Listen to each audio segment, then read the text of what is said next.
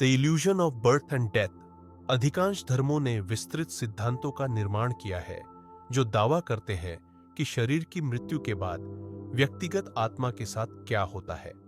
कुछ दावा करते हैं कि आत्मा स्वर्ग या नरक जाती है, जबकि अन्य दावा करते हैं कि यह एक नए शरीर में पुनर्जन्म लेती है। श्री रमन ने सिखाया कि ऐसे सभी सिद्धांत इस गलत धारणा पर आधारित है कि व्यक्तिगत स्वयं या आत्मा वास्तविक है। एक बार जब यह भ्रम देख लिया जाता है तो मृत्यु पश्चात सिद्धांतों का पूरा अधिसंरचना ढह जाता है। स्वयं के दृष्टिकोण से न तो जन्म है, न मृत्यु, न स्वर्ग है, न नरक और न पुनर्जन्म है। जो लोग इस सत्य के निहितार्थों को आत्मसात करने में असमर्थ थे, उनके लिए एक रियायत के रूप में श्री रमन कभी कभी यह स्वीकार करते थे कि पुनर्जन्म मौजूद था। ऐसे लोगों को जवाब देते हुए वे कहते थे कि यदि कोई कल्पना करता है कि व्यक्तिगत स्वयं वास्तविक था, तो वह काल्पनिक स्वयं मृत्यु के बाद बना रहेगा और अंततः यह एक नए शरीर और एक नए जीवन के साथ पहचान करेगा। उन्होंने कहा कि पूरी प्रक्रिया मन की प्रवृत्ति द्वारा संचालित होती है कि वह स्वयं को एक शरीर के साथ पहचाने। एक बार जब मन की सीमित भ्रम को पार कर लिया जाता है, तो शरीर के साथ पहचान समाप्त हो जाती है और मृत्यु और पुनर्जन्म के बारे में सभी सिद्धांत अवास्तविक पाए जाते हैं। क्या पुनर्जन्म सत्य है? पुनर्जन्म केवल तब तक मौजूद है जब तक अज्ञान है। वास्तव में कोई पुनर्जन्म नहीं है, न अब और न पहले, न ही यहां पर कोई भविष्य में होगा। यह सत्य है। क्या एक योगी अपने पिछले जीवनों को जान सकता है? क्या आप वर्तमान जीवन जानते हैं जो आप पिछला जानना चाहते हैं? वर्तमान को खोजें, फिर बाकी सब पीछे आएगा। यहां तक कि हमारे वर्तमान सीमित ज्ञान के साथ भी आप बहुत पीड़ित होते हैं। क्या आपको और ज्ञान के साथ स्वयं को बोझिल करना चाहिए? क्या यह और पीड़ित होने के लिए है? जब स्वयं के परम स्थान के दृष्टिकोण से देखा जाता है, तो इस मृग तृष्णा रूपी झूठे विश्व में जन्म लेने का भ्रम केवल एक शरीर को मैं के रूप में पहचानने के अहंकार पूर्ण अज्ञान के अलावा कुछ नहीं पाया जाता है। उनके बीच जिनके मन स्वयं की विस्मृति से ग्रस्त है, जो जन्मे हैं वे मरेंगे और जो मरे हैं वे फिर से जन्म लेंगे। लेकिन जाने कि जिनके मन मर चुके हैं, परम वास्तविकता को जानकर वे केवल उस वास्तविकता के उच्च अवस्था में वहीं रहेंगे, जन्म और मृत्यु दोनों से रहित। स्वयं को भूलकर, शरीर को स्वयं समझकर असंख्य जन्म लेना और अंत में स्वयं को जानकर और स्वयं होना पूरी दुनिया में घूमने के स्वप्न से जागने जैसा है। एक व्यक्ति को मृत्यु के बाद पुनर्जन्म लेने में कितना समय लगता है? क्या यह मृत्यु के तुरंत बाद है या कुछ समय बाद? आप नहीं जानते कि आप जन्म से पहले क्या थे, फिर भी आप जानना चाहते हैं कि मृत्यु के बाद आप क्या होंगे। क्या आप जानते हैं कि आप अभी क्या हैं? जन्म और पुनर्जन्म शरीर से संबंधित हैं। आप स्वयं को शरीर के साथ पहचान रहे हैं। यह एक गलत पहचान है। आप मानते हैं कि शरीर का जन्म हुआ था और मृत्यु होगी, और शरीर से संबंधित घटनाओं को स्वयं के साथ भ्रमित करते हैं। अपने वास्तविक होने को जाने और ये प्रश्न नहीं उठेंगे। जन्म और पुनर्जन्म का उल्लेख केवल इसलिए किया गया है ताकि आप इस प्रश्न की जांच करें और पता लगाएं कि न तो जन्म है और न पुनर्जन्म। वे शरीर से संबंधित हैं और स्वयं से नहीं। स्वयं को जाने और संदेहों से विचलित न हों। क्या किसी के कर्म बाद के जन्मों में व्यक्ति को प्रभावित नहीं करते? क्या आप अब जन्मे हैं? आप अन्य जन्मों के बारे में क्यों सोचते हैं? तथ्य यह है कि न तो जन्म है न मृत्यु। जो जन्मा है उसे मृत्यु और उसके उपायों के बारे में सोचने दें। मृत्यु के बाद एक व्यक्ति के साथ क्या होता है? जीवित वर्तमान में स्वयं को संलग्न करें। भविष्य अपना ध्यान स्वयं रखेगा। भविष्य की चिंता न करें। सृष्टि से पूर्व की अवस्था और सृष्टि की प्रक्रिया का शास्त्रों में इसलिए सौदा किया गया है ताकि आप वर्तमान को जान सकें। क्योंकि आप कहते हैं कि आप जन्मे हैं, इसलिए वे कहते हैं हाँ, और यह जोड़ते हैं कि भगवान ने आपको बनाया। लेकिन क्या आप अपनी नींद में भगवान या कुछ और देखते हैं? यदि भगवान वास्तविक हैं, तो वे आपकी नींद में भी क्यों नहीं चमकते? आप हमेशा हैं, आप अभी वैसे ही हैं जैसे आप नींद में थे। आप नींद में उस एक से भिन्न नहीं हैं, लेकिन दोनों अवस्थाओं की भावनाओं या अनुभवों में भिन्नता क्यों होनी चाहिए? क्या आपने नींद में पूछा अपने जन्म के बारे में प्रश्न? क्या आपने तब पूछा, मैं मृत्यु के बाद कहां जाता हूं? इन सभी प्रश्नों के बारे में अब जागृत अवस्था में क्यों सोचें? जो जन्मा है उसे अपने जन्म और उपाय, उसके कारण और परम अवस्था के बारे में सोचने दें। मृत्यु के बाद जीव व्यक्ति का क्या होता है? यह प्रश्न अभी जीवित जीव के लिए उपयुक्त नहीं है। एक मृत जीव यदि चाहे तो मुझसे पूछ सकता है। इस बीच शरीरधारी जीव को अपनी वर्तमान समस्या को हल करने दें और पता लगाए कि वह कौन है। तब ऐसे प्रश्नों का अंत हो जाएगा। क्या बौद्ध दृष्टिकोण कि व्यक्तिगत आत्मा के विचारों के अनुसार कोई निरंतर सत्ता नहीं है, सही है या नहीं? क्या यह पुनर्जन्म लेने वाले अहंकार के हिंदू धारणा के साथ सुसंगत है? क्या आत्मा एक निरंतर सत्ता है जो बार बार पुनर्जन्म लेती है हिंदू सिद्धांत के अनुसार, या यह केवल मानसिक प्रवृत्तियों का एक समूह है, संस्कार? वास्तविक स्वयं निरंतर और अप्रभावित है। पुनर्जन्म लेने वाला अहंकार निचले स्तर से संबंधित है, अर्थात विचार। यह आत्म साक्षात्कार द्वारा पार किया जाता है। पुनर्जन्म एक जाली उपशाखा के कारण होते हैं, इसलिए उन्हें बौद्धों द्वारा नकारा जाता है। अज्ञान की वर्तमान अवस्था चेतना, चित्त के अचेतन जड़ शरीर के साथ पहचान के कारण है। क्या हम अपने कर्मों के परिणाम स्वरूप स्वर्ग में नहीं जाते?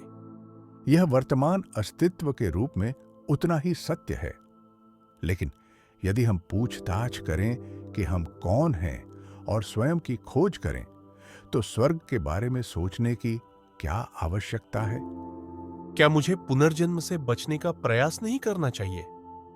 हाँ, पता लगाइए कि कौन जन्म लेता है और किसे अब अस्तित्व की परेशानी है।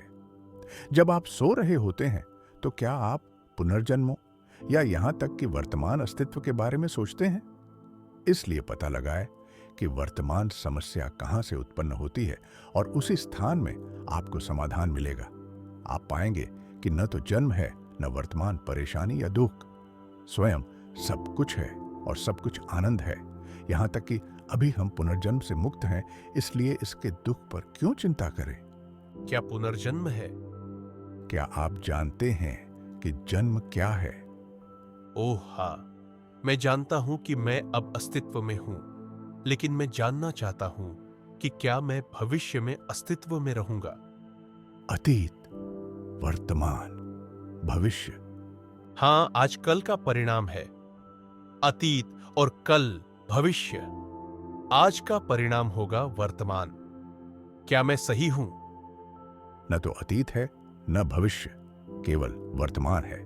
कल आपके लिए वर्तमान था जब आपने इसका अनुभव किया, और कल भी वर्तमान होगा जब आप इसका अनुभव करेंगे। इसलिए अनुभव केवल वर्तमान में होता है और अनुभव के परे कुछ भी अस्तित्व में नहीं है। क्या फिर अतीत और भविष्य केवल कल्पना है? हाँ, यहां तक कि वर्तमान भी केवल कल्पना है, क्योंकि समय की भावना प्योरली मानसिक है। स्थान भी इसी तरह मानसिक है। इसलिए जन्म और पुनर्जन्म जो समय और स्थान में होते हैं, कल्पना के अलावा कुछ नहीं हो सकते। तन्हा, जीवन की प्यास और पुनर्जन्म की प्यास का कारण क्या है? वास्तविक पुनर्जन्म अहंकार से आत्मा में मरना है। यह यीशु के क्रूसीकरण का महत्व है। जब भी शरीर के साथ पहचान अस्तित्व में है, एक शरीर हमेशा उपलब्ध रहता है, चाहे यह या कोई अन्य, जब तक कि शरीर भाव स्रोत आत्मा या स्वयं में विलीन होकर समाप्त न हो जाए। ऊपर की ओर प्रक्षेपित पत्थर अपने स्रोत पृथ्वी में लौटने और आराम करने तक निरंतर गति में रहता है। सिर दर्द परेशानी देता रहता है जब तक कि पूर्व सिर दर्द की अवस्था वापस नहीं मिल जाती। जीवन की प्यास जीवन की प्रकृति में निहित है, जो परम अस्तित्व सत है। यद्यपि प्रकृति द्वारा अविनाशी, अपने विनाशशील उपकरण शरीर के साथ झूठी पहचान के कारण चेतना अपनी विनाशशीलता का एक झूठा भय अंतर्ग्रहण कर लेती है। उस झूठी पहचान के कारण यह शरीर को स्थायी करने का प्रयास करती है और इसके परिणाम स्वरूप जन्मों का एक क्रम होता है। लेकिन चाहे ये शरीर कितने भी लंबे समय तक रहे, वे अंततः समाप्त हो जाते हैं और स्वयं को समर्पित हो जाते हैं, जो अकेला शाश्वत रूप से अस्तित्व में रहता है। हाँ, यदि तू जीना चाहे तो अपना जीवन त्याग दे, HPB की द साइलेंस की आवाज कहती। झूठी पहचान त्याग दें और याद रखें, शरीर स्वयं के बिना अस्तित्व में नहीं रह सकता, जबकि स्वयं शरीर के बिना अस्तित्व में रह सकता है। वास्तव में यह हमेशा इसके बिना रहता है। मेरे एक मित्र के मन में अभी अभी एक संदेह उत्पन्न हुआ है। उसने अभी अभी सुना है कि एक मानव किसी अन्य जीवन में एक पशु जन्म ले सकता है, जो इसके विपरीत है जो थियोसॉफी ने उसे सिखाया है। जो जन्म लेता है उसे यह प्रश्न पूछने दें। पहले पता लगाए कि कौन जन्म लेता है और क्या वास्तव में जन्म और मृत्यु है। आप पाएंगे कि जन्म अहंकार से संबंधित है, जो मन का एक भ्रम है। क्या एक मनुष्य का एक निचले पशु के रूप में पुनर्जन्म लेना संभव है? हाँ, यह संभव है, जैसा कि जड़ भरत द्वारा दर्शाया गया है। एक राजा अर्श के हिरण के रूप में पुनर्जन्म लेने के शास्त्रीय उपाख्यान। क्या व्यक्ति एक पशु शरीर में आध्यात्मिक प्रगति करने में सक्षम है? असंभव नहीं, यद्यपि यह बेहद दुर्लभ है।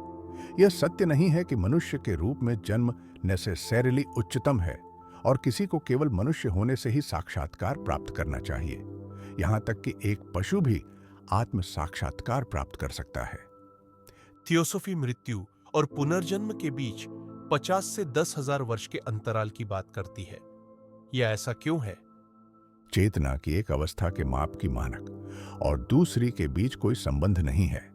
ऐसे सभी माप काल्पनिक हैं। यह सत्य है कि कुछ व्यक्तियों को अधिक समय लगता है और कुछ को कम, लेकिन यह स्पष्ट रूप से समझ लिया जाना चाहिए कि कोई आत्मा नहीं है जो आती और जाती है, बल्कि केवल व्यक्ति का सोचने वाला मन है जो ऐसा प्रतीत होने देता है। जिस भी स्तर पर मन कार्य करता है, वह स्वयं के लिए एक शरीर बनाता है। भौतिक विश्व में एक भौतिक शरीर और स्वप्न विश्व में एक स्वप्न शरीर, जो स्वप्न वर्षा से गीला हो जाता है और स्वप्न रोग से बीमार हो जाता है। भौतिक शरीर की मृत्यु के बाद मन कुछ समय के लिए निष्क्रिय रहता है, जैसे निद्राहीन नींद में, जब यह विश्वहीन और इसलिए निराकार रहता है। लेकिन जल्दी ही यह एक नई दुनिया और एक नए शरीर में आध्यात्मिक फिर से सक्रिय हो जाता है, जब तक कि यह एक पुनर्जन्म में एक और शरीर नहीं मान लेता। लेकिन ज्ञानी आत्म साक्षात्कारी मनुष्य, जिसका मन पहले ही कार्य करना बंद कर चुका है, मृत्यु से अप्रभावित रहता है। ज्ञानी का मन अस्तित्व में नहीं रहा है। यह गिर गया है, कभी भी जन्म और मृत्यु का कारण बनने के लिए फिर से नहीं उठने के लिए। भ्रमों की श्रृंखला उसके लिए हमेशा के लिए टूट गई है। अब यह स्पष्ट होना चाहिए कि न तो वास्तविक जन्म है, न वास्तविक मृत्यु। यह मन है जो इस प्रक्रिया में वास्तविकता का भ्रम बनाता और बनाए रखता है, जब तक कि यह आत्म साक्षात्कार द्वारा नष्ट न हो जाए। क्या मृत्यु एक व्यक्ति की व्यक्तिगतता को समाप्त नहीं कर देती ताकि कोई पुनर्जन्म न हो? ठीक उसी तरह जैसे महासागर में निर्वाहित नदियां अपनी व्यक्तिगतताएं खो देती है। लेकिन जब पानी वाष्पित होता है और पहाड़ों पर वर्षा के रूप में वापस आता है, तो वे एक बार फिर नदियों के रूप में बहते हैं और महासागर में गिरते हैं। इसी तरह नींद के दौरान व्यक्तिगतताएं अपनी पृथक्कता खो देती हैं और फिर भी अपने संस्कारों या पूर्व प्रवृत्तियों के अनुसार व्यक्तियों के रूप में लौटती हैं। मृत्यु के बाद भी यही बात है। संस्कारों के साथ व्यक्ति की व्यक्तिगतता नहीं खोती है। ये कैसे हो सकता है? देखें कि कैसे एक पेड़ जिसकी शाखाएं काट दी गई है फिर से उगता है। जब तक पेड़ की जड़ें अक्षुण्ण रहती हैं, पेड़ उगता रहेगा। इसी तरह संस्कार जो मृत्यु पर केवल हृदय में डूब गए हैं, लेकिन इस कारण से नष्ट नहीं हुए हैं, सही समय पर पुनर्जन्म का अवसर देते हैं। इसी प्रकार जीव व्यक्ति पुनर्जन्म लेते हैं। कैसे असंख्य जीव और विशाल ब्रह्मांड जो वे उत्पन्न करते हैं ऐसे सूक्ष्म संस्कारों से हृदय में डूबे हुए अंकुरित हो सकते हैं। ठीक उसी तरह जैसे एक बड़ा बरगद का पेड़ एक छोटे बीज से अंकुरित होता है, इसी तरह जीव और नाम और रूप के साथ पूरा ब्रह्मांड सूक्ष्म संस्कारों से अंकुरित होता है। जीव एक शरीर से दूसरे में कैसे स्थानांतरित होता है? जब कोई मरना शुरू करता है तो कठोर श्वास शुरू हो जाता है। इसका अर्थ है कि कोई मरते हुए शरीर से बेहोश हो गया है। मन तुरंत एक और शरीर पकड़ लेता है और यह दोनों के बीच आगे और पीछे झूलता है जब तक कि संलग्नता पूरी तरह से नए शरीर में स्थानांतरित नहीं हो जाती। इस बीच कभी कभी हिंसक श्वास होते हैं और इसका अर्थ है कि मन मरते हुए शरीर में वापस झूलता है। मन की संक्रमण अवस्था कुछ हद तक एक झूले जैसी है। किसी की मृत्यु और पुनर्जन्म के बीच का अंतराल कितना लंबा है? यह लंबा या छोटा हो सकता है, लेकिन एक ज्ञानी कोई ऐसा परिवर्तन नहीं करता है। वह सार्वभौमिक अस्तित्व में विलीन हो जाता है। कुछ कहते हैं कि जो मृत्यु के बाद प्रकाश के मार्ग में प्रवेश करते हैं वे पुनर्जन्म नहीं लेते, जबकि जो मृत्यु के बाद अंधकार का मार्ग लेते हैं वे अपने सूक्ष्म शरीरों में कर्म के फलों का आनंद लेने के बाद पुनर्जन्म लेते हैं। कुछ कहते हैं कि यदि किसी के पुण्य और पाप बराबर हैं तो वे सीधे यहाँ पुनर्जन्म लेते हैं। पुण्य पापों से अधिक होने पर सूक्ष्म शरीर स्वर्ग जाते हैं और फिर यहाँ पुनर्जन्म लेते हैं। पाप पुण्यों से अधिक होने पर वे नरक में जाते हैं और बाद में यहाँ पुनर्जन्म लेते हैं। एक योग भ्रष्ट योग के मार्ग से फिसलने वाला को भी उसी तरह व्यवहार करने के लिए कहा जाता है।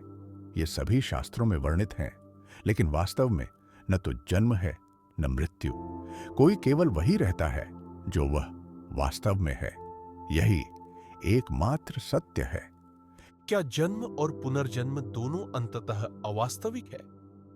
यदि जन्म है तो केवल एक पुनर्जन्म नहीं होना चाहिए, बल्कि जन्मों की एक पूरी श्रृंखला होनी चाहिए। आपको यह जन्म क्यों और कैसे मिला, उसी कारण और उसी तरह से आपके पास उत्तराधिकारी जन्म होने चाहिए। लेकिन यदि आप पूछें कि किसका जन्म हुआ है और क्या जन्म और मृत्यु आपके लिए है या आपसे भिन्न किसी के लिए है, तो आप सत्य का साक्षात्कार करते हैं और सत्य सभी कर्मों को जला देता है और आपको सभी जन्मों से मुक्त कर देता है। पुस्तकें आलेखित रूप से वर्णन करती हैं कि कैसे सभी संचित कर्म, पिछले जन्मों से जमा किया गया कर्म, जिसे समाप्त करने में असंख्य जीवन लगेंगे, ज्ञान की एक छोटी सी चिंगारी द्वारा जला दिया जाता है। ठीक उसी तरह जैसे बारूद का एक पहाड़ आग की एक एकल चिंगारी से उड़ा दिया जाएगा। यह अहंकार है जो सारे विश्व और असंख्य विज्ञानों का कारण है, जिनके शोध वर्णन के लिए इतने महान हैं कि वे वर्णन को भ्रमित कर देते हैं। और यदि अहंकार पूछताछ द्वारा विलीन हो जाता है तो यह सब तुरंत क्रम्बल और वास्तविकता या स्वयं अकेला रह जाता है। क्या आपका तात्पर्य है कि मैं कभी भी जन्मा ही नहीं था? हाँ, आप अब सोच रहे हैं कि आप शरीर हैं और इसलिए खुद को इसके जन्म और मृत्यु के साथ भ्रमित कर रहे हैं। लेकिन आप शरीर नहीं हैं और आपका न तो जन्म है न मृत्यु।